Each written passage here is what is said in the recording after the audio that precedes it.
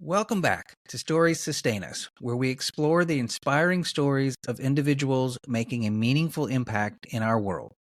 I'm your host, Steven Schauer, and today we're diving into a story that beautifully blends tradition, compassion, and a vision for a brighter future. My guest today is Nadia Arab, who uncovered a treasure trove of family history in the form of a lost cookery book. This book, now republished as The Road from Karachi, is a collection of authentic Indian and Pakistani recipes that reflect her rich cultural heritage.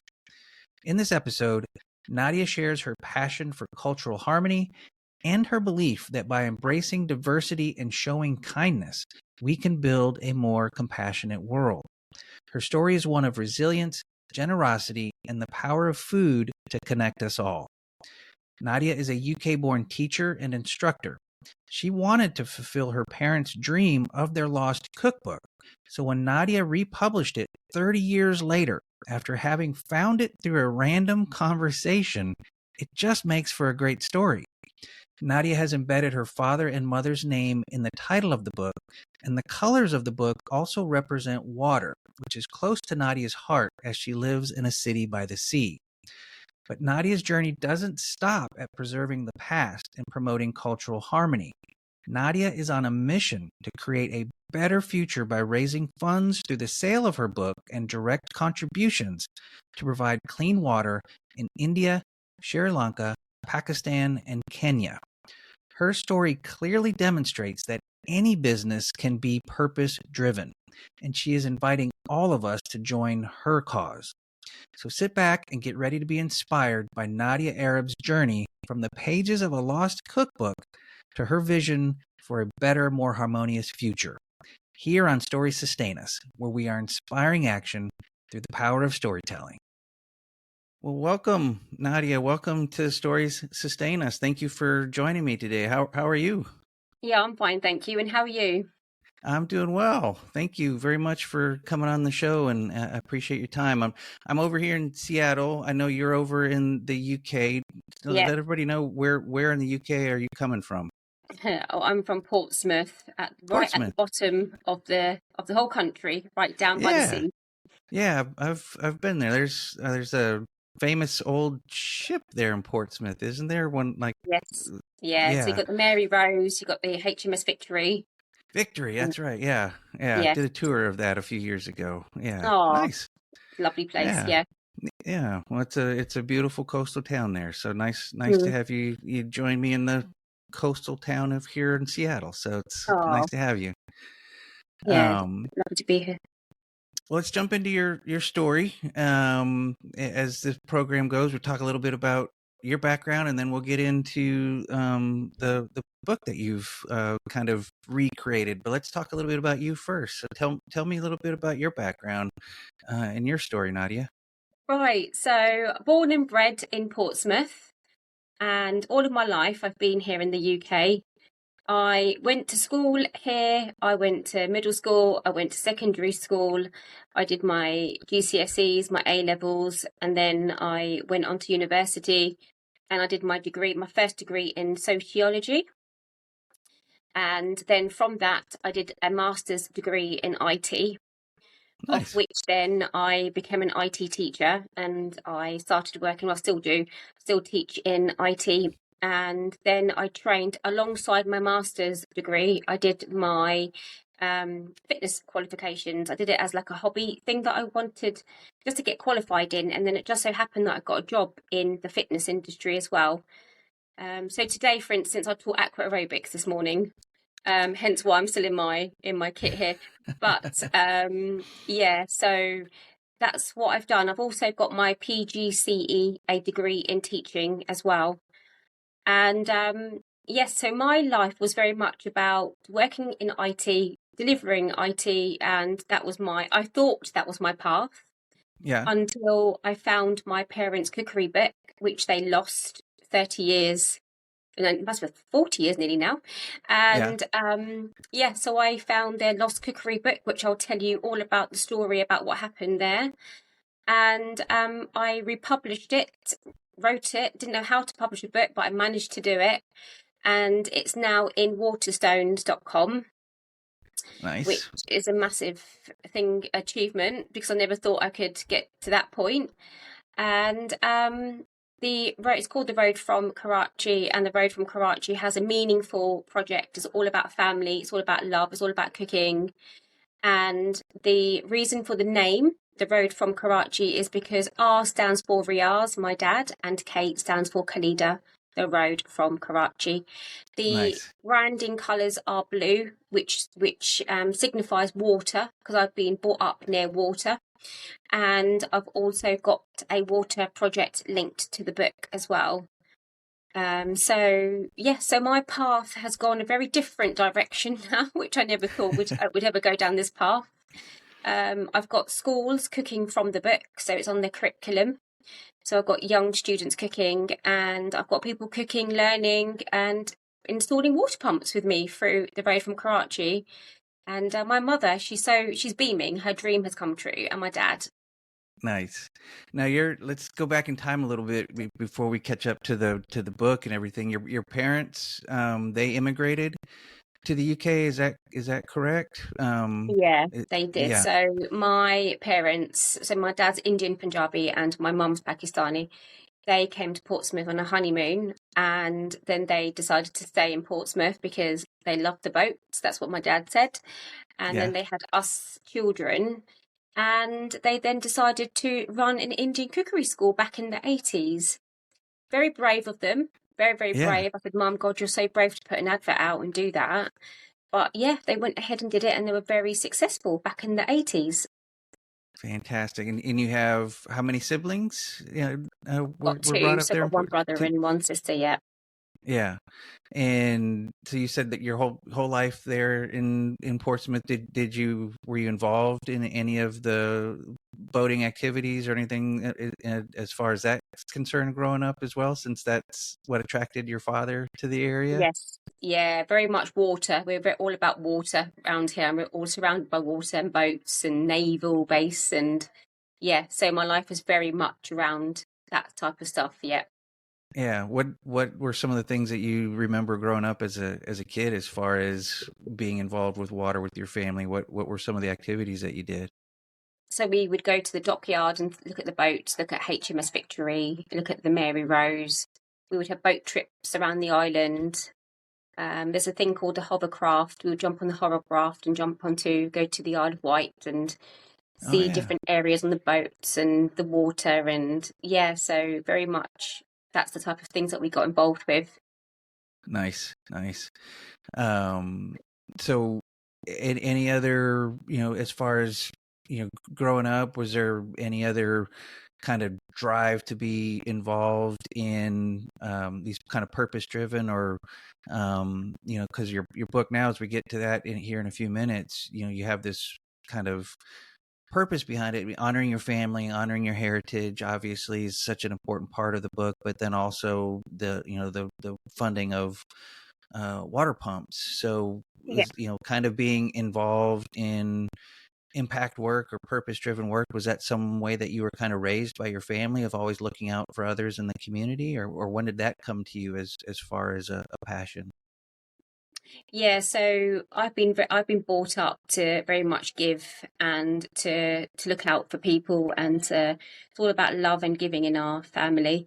But what happened with me was one of my neighbours, she had a hose pipe out in her garden, and I felt really agitated by the wastage of water.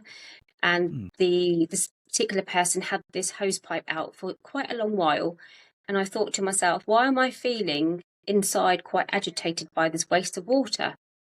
And then I noticed I was putting cups underneath dripping taps and then using that water to put in plants. And I thought, hold on, why am I doing this? Subconsciously, I'm just doing stuff to save water. And I'm very spiritual. So I thought, okay, Hmm. somebody is giving me a message here. Something is telling me something. I need to follow this. So I popped onto Google, and I just so happened to see a company providing water pumps. So I bought a water pump in my name, and it went out to Pakistan. Then I thought to myself, do you know what? It would be lovely to get local businesses involved. Then all of a sudden, through Instagram, I got a message through from a local cafe saying to me, I want to work with you. I've seen your book. I love your recipes. Can we produce something? So I said, Nice. if you want to work with me, then let's create a dish that will donate out to clean water, and then let's make this happen. And then that's how it all started. Nice. And how long ago was that, this kind of transformation? That was last January. Okay, so you're just moving into this new space. So, Mhm.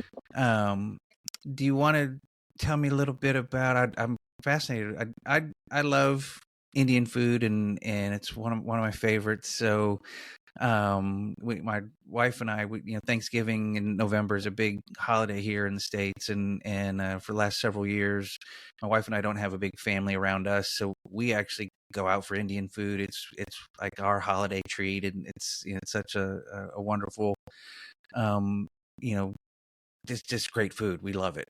So tell me a little bit about your parents in the 80s, and what they were doing, and the creation of the first creation of this cookbook, I guess. And I think it's got an interesting story of an original creation, and then kind of lost in time, and how you found it. So tell me a little bit Yeah. about that.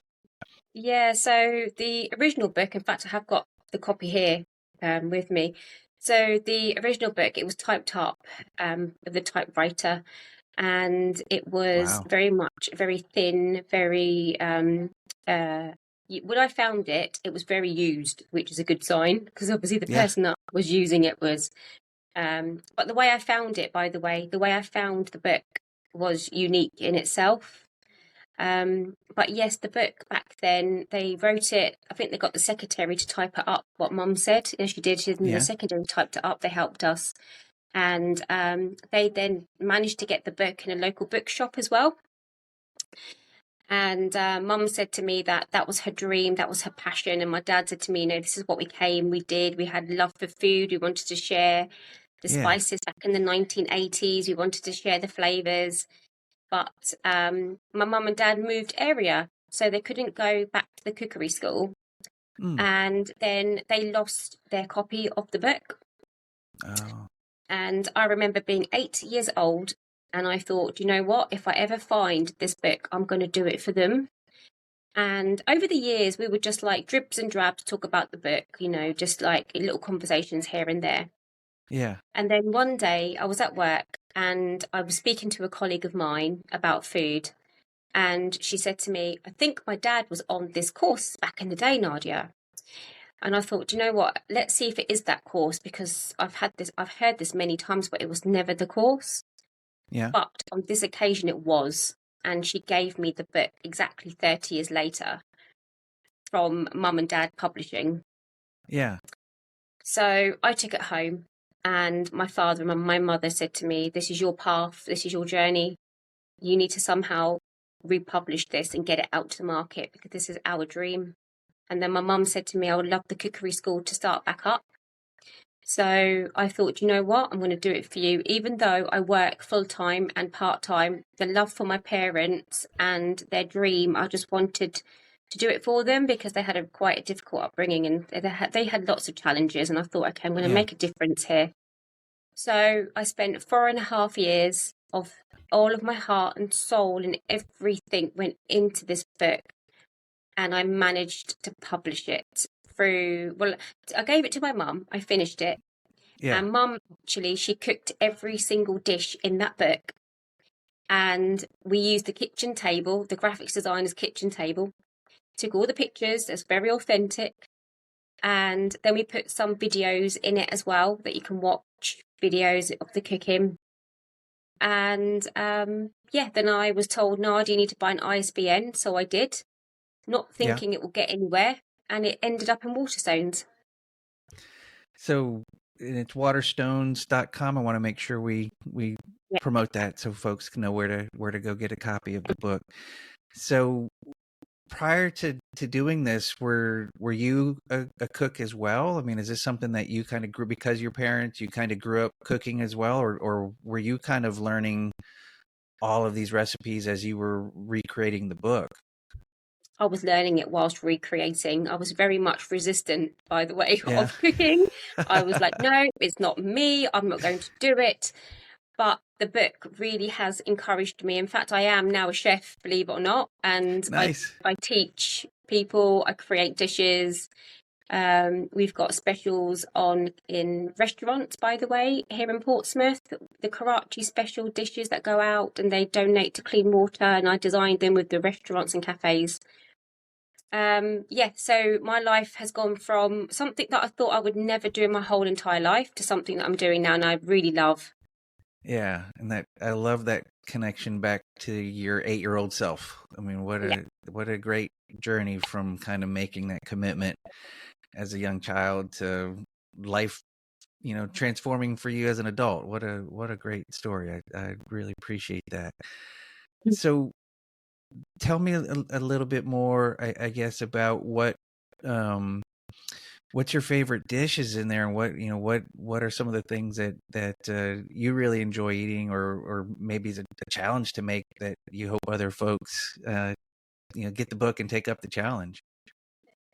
So my favourite has to be jalfrezi, the chicken jalfrezi, which Yeah, I cook regularly in Mum's new cookery school. So me and yeah, Mum have the cookery school now, and nice. we have chickpea curry, which we do for vegans. There's madrasses, there's desserts in there, there's chapati making that we do, there's starters, pakoras, samosas. So every single thing in that book has meaning and purpose. So all the dishes that we picked were very linked to our home, and the branding, the colours are all related to the dishes and the home, the colourful, the spices. Everything in that book is very, very linked to meaning and purpose, to the point where in the book, mum and dad published in 1987, and Yeah, the price is £19.87. nice, nice, fantastic. Now, do you tell me a little bit about the cookery school? I guess, I mean, that sounds also like a kind of a great uh, reinvention for your mother, as well as you getting to do this together from her doing it in the 80s. How did that come about? Was it a result of making the book again as well, that kind of the cooking school kind of came back to life around the book? Absolutely, yeah. So what happened was, whilst I was writing the cookery book, I had a vision board, and I cut out kitchens, I cut out bookshops, I cut out all sorts of things to put on my vision board. And one of them was to restart Mum's cookery school. Yeah, So after we published, I was like, "That's it. I'm determined to do this." So I was walking around Portsmouth looking for kitchens, and I walked into this one place, and I thought, "Oh my God, this is my vision board kitchen." yeah, And so I spoke to the owner, and he said to me, "I will trial you, Nadia, and I want you to cook to the staff members and train the staff members." So went in with my mother.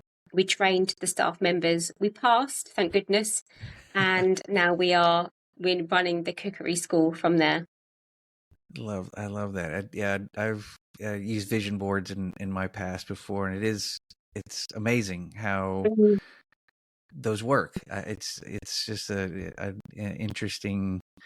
I appreciate your spirituality around it, that you put your faith into these, uh, you know, kind of recreating a new life, and then you did the work. You went out and you did the work, but it, that tie to the vision and doing the work, and then it coming to pass, is it's just a great reinforcement of how to get things done, how to move things forward.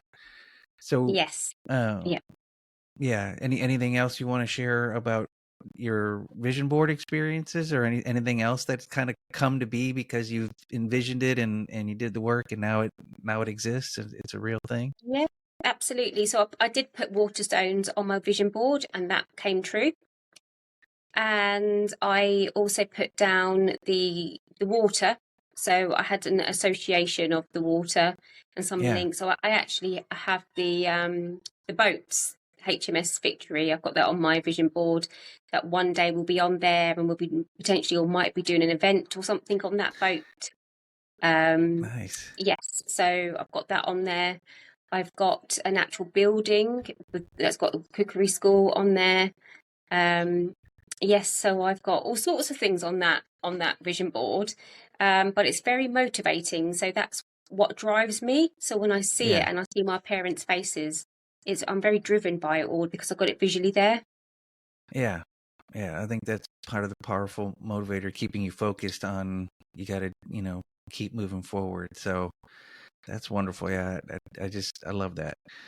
Um, so tell me a little bit about this. You mentioned kind of how you came about the desire to do clean water and pumps, Hmm. and I appreciate that story. And so where, as money is being raised in Portsmouth at the restaurants and through the sale of the Yeah, book, um, where is this money going to benefit you? I think you'd mentioned Pakistan, but I believe in looking at your website, there's other places that are also benefiting from yeah. your drive here. So talk a little bit about um, this kind of impact driven work that you're doing that's helping other parts of the world. Yep. So when I purchased my first water pump, I looked at other charities that were installing clean water out in particular areas. Now, in my head, I thought, I've got a family in Pakistan, I've got family in India, I've got friends and family that live or have connections in Sri Lanka, and I have friends that have connections in Kenya. So I Okay. thought, okay, these are the areas that I want to focus on. So I then went on, I actually worked, I did a bit of cybersecurity work. So I did some work in a cybersecurity place for work experience. And he just so happened, the owner said to me, Nadia, I'm actually jumping on a call with a company called African Adventures. Do you want to jump on it with me? So I jumped on the call and the guy said to me, I know you, Nadia. I've seen your book. And I was like, wow, this is amazing. And he said to me, we've got a Nice. school in Kenya. Would you like to provide water for this school? And my heart was like, wow. And that was one thing I had on my vision board. That Yeah. that was on my vision board. I remember, yes. I was going to How can I ask you forget that. that? I was going to, Yeah, that was on yeah. my vision board. So I remember having a school. I've got a school on my vision board. And I thought, wow, oh my God. And then we managed to like raise enough to get clean water in Kenya and in West End Destiny School. So we started there. And then I looked at other companies because this place only did Kenya. Hmm. So I thought, who can supply water to, India, Sri Lanka, Pakistan? And there's a charity called One Nation. So I then contacted them, told them what I'm doing, and they said, no problem, Nadia, let's do this. So I thought, okay, I'm going to start building my water pumps with you because you go out there and you've got a good reputation.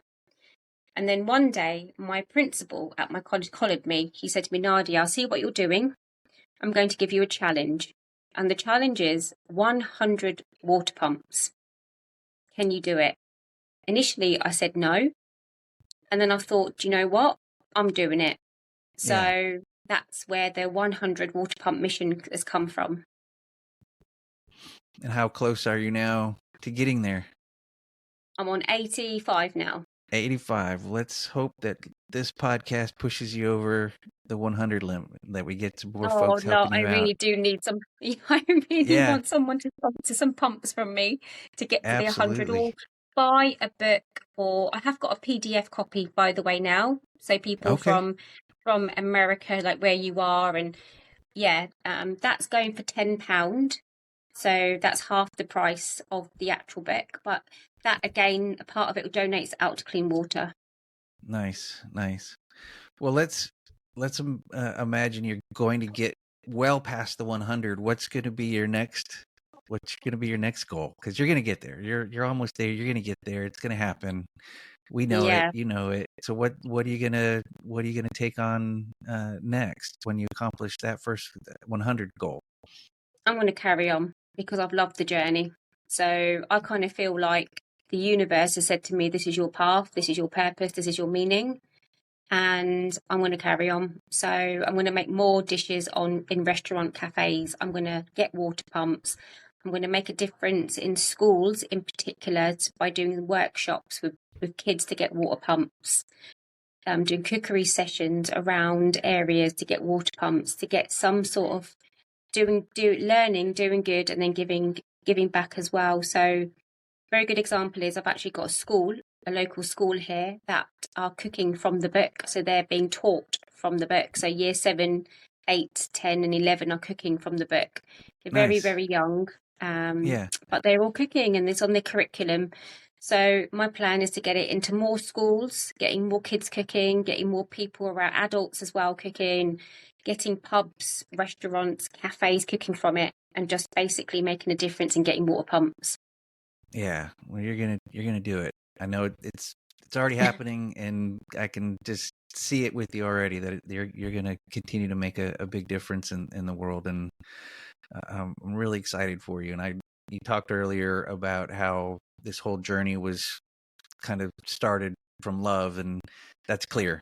That's so clear in how you're telling the story, that there's so much love and passion that you have for this Yeah, project, for your parents, for your yeah, culture, but for the world, for everything. wanting to make a difference. Yeah, I just feel it Absolutely. from you. Oh, yeah, everything in it. Even the book says inside, made with love, because literally my heart went into this whole thing. And now I'm seeing the impact locally and globally. I'm thinking, wow, this is like internally so fulfilling. And nothing, no money, no anything can beat the feeling that I've got now, because I'm Yeah, beaming. I'm on cloud beyond happiness. yeah, that is so clear that that's radiating from you through the video and across the world. It's like that's so clear, and that's makes me happy when to see someone um, filled with such joy and love and passion for what they're doing. It's really wonderful. Yeah, thank So, you. Nadia, I want to give you a time call to action. I know we kind of talked about a few things here, the Waterstones, and clearly the call to action is to get involved, to purchase the book, to support your mission in the world. But what what do you want folks to do who are listening to this or watching this? How can they help you, or what do you want them to do in their local community? What's your call to action for people to make a difference and either help you or Mm, help the world be a better place? What do you mm. want people to do? So I have got a GoFundMe link where people can donate, and I have just set up a crowdfunder as well. The crowdfunder I really need help with because I've got nothing in there at the moment. I've just set it up. Okay. So if anybody can put some money in there, donate, or put anything in there, that would help me get some more water pumps and sell some more books, share the love, share the recipes. I was very close the other day. I got a little bit disheartened because I'm not very good at sharing this stuff, but doing this actually will help me get the message out and get people doing something. But it's a crowdfunder that I need help with, and just getting the message out. And if locals, even in America, want to make a special, want to donate out for a clean water pump, they can do it for a Zoom video call with me, and then it can be like the money's can be transferred into one of the funding accounts. It's not hard to do. So absolutely we can do this. Perfect. Offline, the way we've been communicating, send me those links to Yeah, the Go Fund Me and the crowdfunding links, and we'll make yeah, sure that gets included on the video here as we're talking, as well as on the notes page, so yeah, folks can get to those links and yeah. contribute and to help you out. So Yeah, that'd be so great. Another call to action would be, because you're in a different country to me, and I know shipping costs are quite high, to purchase the PDF, because that will help yes, in some respect as well, and that way you got a copy as well. And yeah, perfect. and so and yeah, for audience members in the UK, go buy the book for full price and mhm. support. And for those audience members who might be in other parts of the world, United States or other places, go online and get that PDF. And I will be getting one, by the way, because we're gonna test out some of those recipes here. Uh, uh, we're really adept at making some butter chicken here, and which we love to do, Lovely. but we want to expand our home cooking abilities so we don't always have to go out and eat it. So I will definitely be purchasing the PDF copy of that book Have a and go. Yes, make sure yeah, that you do scan the QR codes. There are QR codes in the book to videos. nice. Thank you. And I appreciate that that you're sharing that as well. So other folks know how to do that when they get the PDF. But I can't wait to Yeah. try out some of those new recipes. So anything else? Any other calls to action? Anything else that you would hope folks would do to support your drive here to Yep, absolutely. So if you can directly sponsor a water pump as well, they are okay. £160 each, and you get your name, you get your brand logo on there, and then you specify to me where you want it. So you can say to me, out of the 3 countries in particular, India, Sri Lanka, or Pakistan, and that money goes to the water pump, and then £10 of it will come back to my side for the admin and etc. It's not a lot, £10, but No, it's just like that's for my time and just like setting it up and just making sure that my CIC, community of interest company, is sustained my end as well. of course. And I appreciate you clarifying that administrative part, because that's often when you're donating to charities or other groups, sometimes that's kind of hidden and you don't really know how much of the contribution is going to the benefit versus going to the admin side, and that's a small amount that you're keeping as, and we have businesses, we need to have income coming in to keep them up. So thank you for Yeah. clarifying that, and that makes a lot of sense. So I'll make sure and how can folks just do the direct contribution? How do they get in touch with you to do that? So I've got the bank account details on the website. Okay. And if you're from a different country, just email me, and then I can give you the international IBAN number that I can put on there for Okay. the email. The email address I'll give to you, but you've got Okay. anyway, have an admin account, the admin at the road from Karachi. Just email me on that, and then I can give you all the information to transfer for a water pump. Okay. And do you want to give the website name as well, so folks know to directly go there? Yep, it's www.theroadfromkarachi.com. Perfect. I'll make sure that is on the notes page as well for folks to link directly to you and get involved. Buy the PDF or buy the book or make a direct contribution. So, or get involved and Yep, or support get you more through your. schools. I would love in America for your school kids to be cooking from this. This would be amazing if that could happen.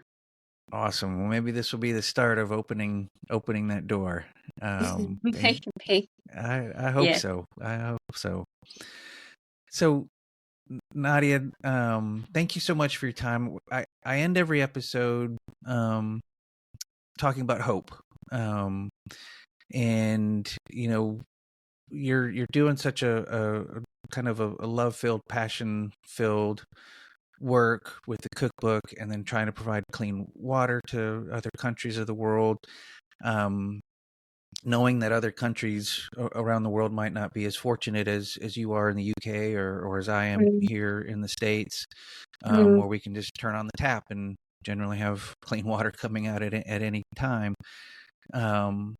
So, this idea of hope is that you can envision something and then you have some ability to make it come to pass. It might be difficult. It might be, hard challenges along the way, and it might fail, but you have this vision and ability to try to make it happen. So Mhm. I want to ask you 3 questions, and just kind of give me your gut reaction to these 3 questions, and 'cause I'd love to hear about your bit of hope. So, Okay. Nadia, what's your vision for a better future? And it could be for you personally, professionally, or for the world.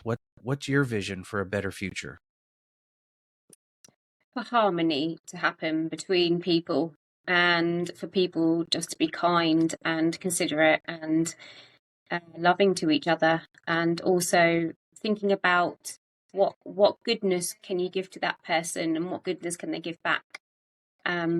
Because when you leave this world, you're not taking your stuff with you. You're taking the goodness, and you're taking the good deeds with you, and what I would love to see more of around the world, especially with what's going on with different countries and stuff like that. So yeah, that's what I would like to happen. Just more harmony between different faiths and cultures, and understanding that we are all different and we just have to embrace it.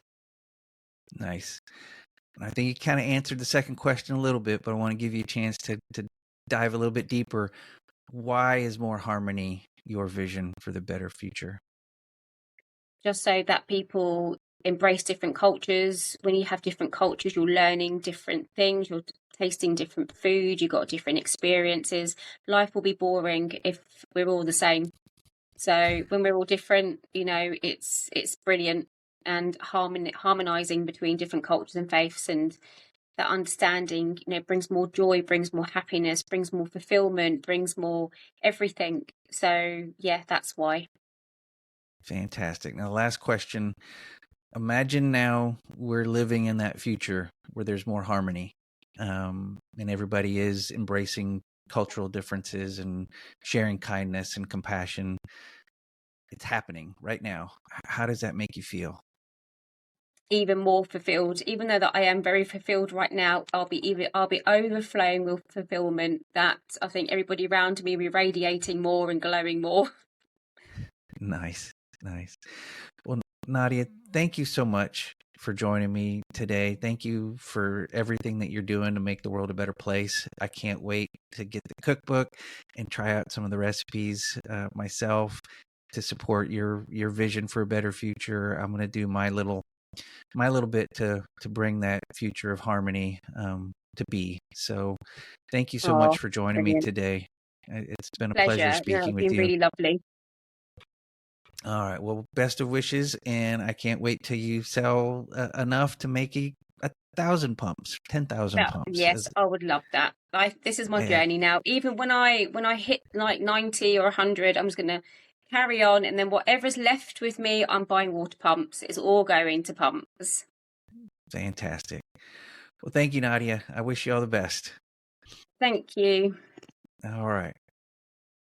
That brings us to the end of today's episode of Stories Sustain Us. I want to extend my heartfelt thanks to Nadia Arab for sharing her incredible journey with us. From discovering her parents' lost cookery book and bringing it back to life as the road from Karachi, to her inspiring mission of installing water pumps for communities in need. Nadia's story is a testament to the power of purpose-driven work. Nadia's vision of a world where people embrace different cultures with kindness and compassion is truly inspiring to me. Her dedication to making a positive impact through the publication and sale of the cookbook, which benefits her Clean Water Initiative, reminds us of the importance of taking action to create a better future for all. I was eager to speak with Nadia because I thought the story of the found cookbook combined with the purpose-driven business model was a great fit for Stories Sustain Us. Purpose-driven business model, for those who may not be familiar with that term, is one where the primary goal is not just to generate profit, but to fulfill a larger mission that benefits society and/or the environment. These businesses align their operations, products, and services with a core purpose that often addresses social, environmental, or ethical issues. In a purpose-driven business model, profit is seen as a means to further the company's mission rather than an end goal. We've talked quite a bit in these first few episodes about moving away from a shareholder-first business model to a triple bottom line approach, balancing people, planet, and profit.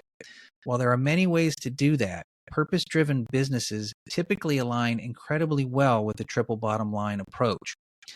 Patagonia is probably the largest and most well-known purpose-driven business with its mission, "We're in business to save our home planet." That's Patagonia's mission statement. We're in business to save our home planet. Patagonia is a clear leader in environmental activism and sustainability. The company uses recycled materials, promotes fair labor practices, and donates a portion of its profits to environmental causes. Their Worn Wear program encourages customers to repair and reuse their gear, reducing waste, because Patagonia knows one of the best things we can do for the planet is keep stuff in use longer and reduce our overall consumption. Say that again. Patagonia knows one of the best things we can do is to reduce our overall consumption. They're a for-profit business promoting reducing consumption.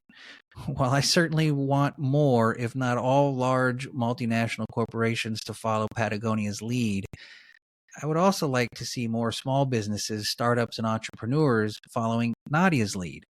By having Nadia on today's program, I wanted to show you that you don't have to be a big, giant international company to have a purpose-driven business model. So please join me in thanking Nadia for being with us today and for the work she's doing to bring more joy, happiness, and fulfillment to the world. And to you, my audience members, I hope Nadia's story has inspired you to think about how you can make a difference in your own way. At a minimum, one way you can make a difference is to buy a copy of Nadia's cookbook, The Road from Karachi. My wife and I love Indian food, and we'll be working our way through the recipes in Nadia's book. So if you're in the UK, get a hard copy of the book. If you're in the US or anywhere else in the world, purchase the digital PDF version like I did. I can tell you the book is really well done, the photos are mouth-wateringly good, and the recipes are really easy to follow. Make sure you go to the notes page of this episode where there's a link to Nadia's website where you can purchase the book or directly support her water pump initiative with a donation. If you enjoyed this episode, please share it with your friends and family, and subscribe, rate, and review Stories Sustain Us on your favorite podcast platform. And when you get your copy of The Road to Karachi, leave me a message about your favorite recipe, and I'll make sure that we get that message back to Nadia as well. So your feedback then, just so you know, your feedback is really important, and it helps me reach more people to share more inspiring stories like this one. Now, a quick plug for next week's episode of Stories Sustain Us. I'm really excited to have a close friend and former mentor join me next week. And this guest just happens to be the state director of the Nature Conservancy in Texas. We have a great conversation about ecosystem restoration, conservation, and a number of topics related to sustainability and climate change, including a recent major milestone accomplished by the Nature Conservancy in Texas, the protection of 1 million acres of land. Now, that's a big deal in Texas, a state where over 95% of the land is in private ownership. So check it out on September 3rd, wherever you listen to podcasts, and at storiessustainus.com. So thank you for joining me today. I appreciate all your support. Until next time, I'm Steven Schauer. Please take care of yourself and each other. Take care.